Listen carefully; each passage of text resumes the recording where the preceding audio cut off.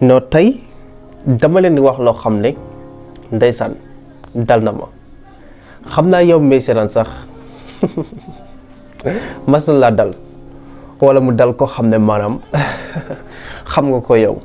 damay gis koo xam ne dama koy bëgg lool sax ma ne kii moom bu ma ko amee non dootuma doxaanati damay bàyyi doxaan. kii maag moom ba illaa yow mi diin non what a beautiful love ndeysaan mu am yéene yu bëri ci moom nag it's just only a hope nag ma yéene mu doon sama soxna. ma ñëw ba ci moom nag daal di koy wax samay sentiment ndekete moom daf ma dencaloon ay sentiment ci biir xolam ni mu ko waxee rek ci la nungoo.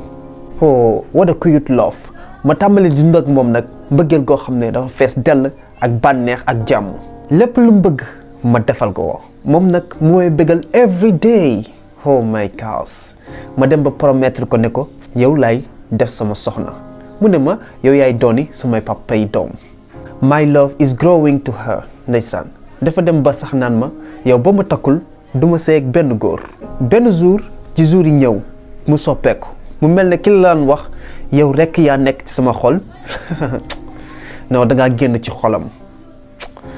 nga koy envoyé message mu lay négliger nga koy woo mu lay coupé wala mu naan dama jàpp nga xam ne day toog benn instant du la waxati du aju ci mbëggeel du la waxati je t'aime nga jékki-jékki mu ne la sunu diggante na fi yam amatul benn sentiment mbëggeel ci yow di la négliger di la fontoo du la jox sa àq du la jox sa valeur.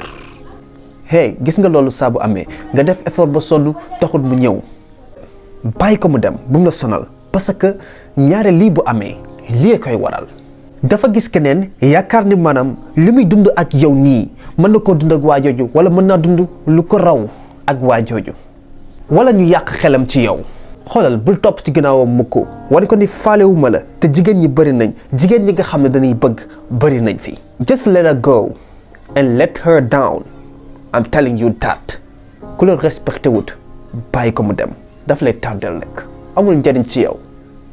one love.